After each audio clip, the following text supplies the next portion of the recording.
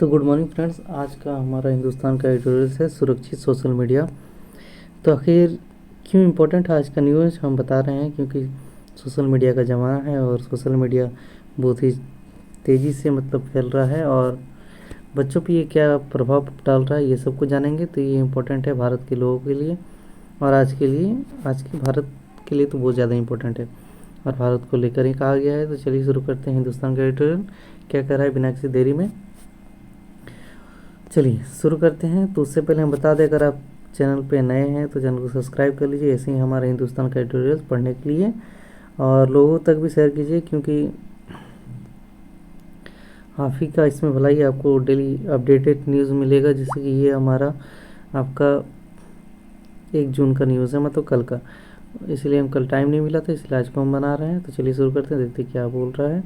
देखिए, बोल रहा है एक ऐसे वक्त में जब भारत सहित तमाम देशों में बच्चों पर सोशल मीडिया के बढ़ते दुष्प्रभाव को लेकर चिंताएं बढ़ती जा रही है, संयुक्त राष्ट्रीय मानवाधिकार आयोग द्वारा ऑनलाइन प्लेटफॉर्म को किशोरों के लिए सुरक्षित बनाने संबंधी मार्गदर्शिका जारी करना खास महत्व रखता है।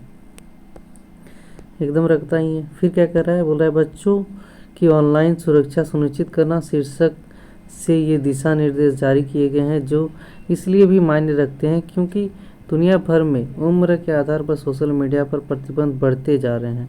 ऑस्ट्रेलिया में दिसंबर 2025 में ही 16 साल से कम उम्र के बच्चों के लिए सोशल मीडिया पर पाबंदी लग चुकी है। ऑस्ट्रेलिया में लग चुका है। इसके बाद यूनान, फ्रांस, स्पेन, डेनमार्क, इंडोनेशिया और मलेशिया की संसद ने भी किशोरों के लिए कुछ इस तरह के कदम उठाए हैं। यहाँ तक कि ब्रिटेन में भी अगले चंद हफ्तों में प्रतिबंधात्मक निर्देश अस्तित्व में आ सकते हैं।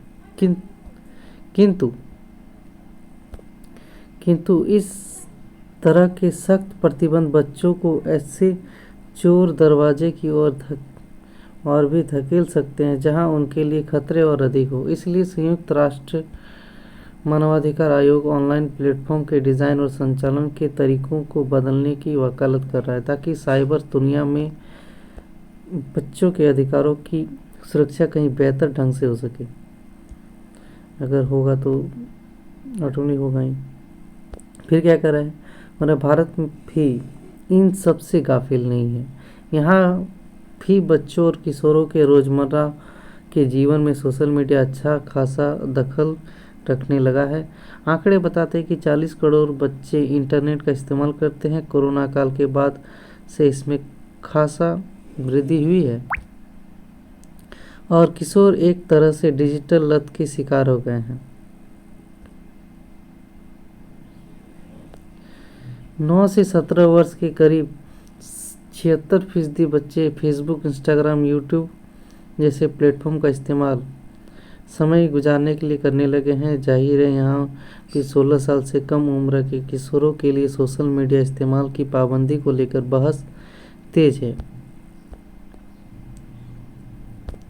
खास तौर से कर्नाटक, आंध्र प्रदेश और गोवा जैसे राज्यों में। यहाँ ऐसे किसी कदम की इसलिए भी पैरवी की जाती है क्योंकि तमाम रिपोर्टें बताती है कि बच्चों का इंटरनेट या सोशल मीडिया पर समय बिताना उन्हें भावनात्मक रूप से कमज़ोर कर रहा है। यहाँ तक कि उनकी सोचने समझने की क्षमता भी प्रभावित हो रही है और ध्यान केंद्रित करने की क्षमता घटती जा रही है। इसलिए राष्ट्रीय मानवाधिकार आयोग भी साइबर बुलिंग और ऑनलाइन शोषण से जुड़ी सामग्रियों के संपर्क में बच्चों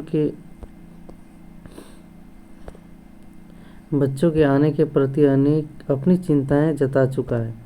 साफ है, किसी मध्य मार्ग की सख्त ज़रूरत है। इसकी दरकार इसलिए भी है क्योंकि अब पाठन के लिए इंटरनेट पर बढ़ती निर्भरता के कारण बच्चों को ऑनलाइन प्लेटफॉर्म से दूर रखना काफ़ी मुश्किल है। ऑस्ट्रेलिया में भी एक तबका पाबंदियों की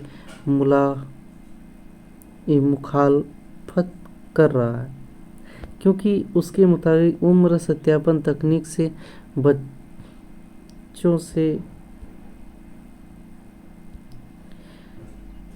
से जुड़ी निजता के खतरे बढ़ गए हैं।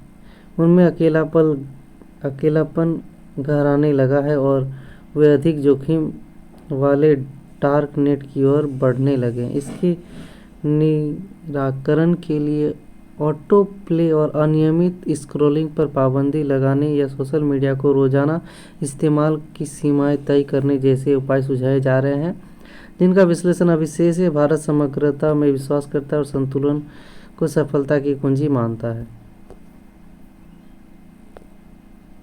कामना करनी चाहिए कि यहाँ भी किसी संतुलन राग की तलाश पूरी हो जाए और जो सोशल मीडिया के नकारात्मक असर से बच्चों को बचा जा सके। तो ये था हमारा आज का ट्यूटोरियल सोशल मीडिया के ऊपर। आई होप आपको समझ में आया है और अच्छे से। तो आज के लिए इतना रखते हैं। थैंक यू, बहुत बहुत धन्यवाद।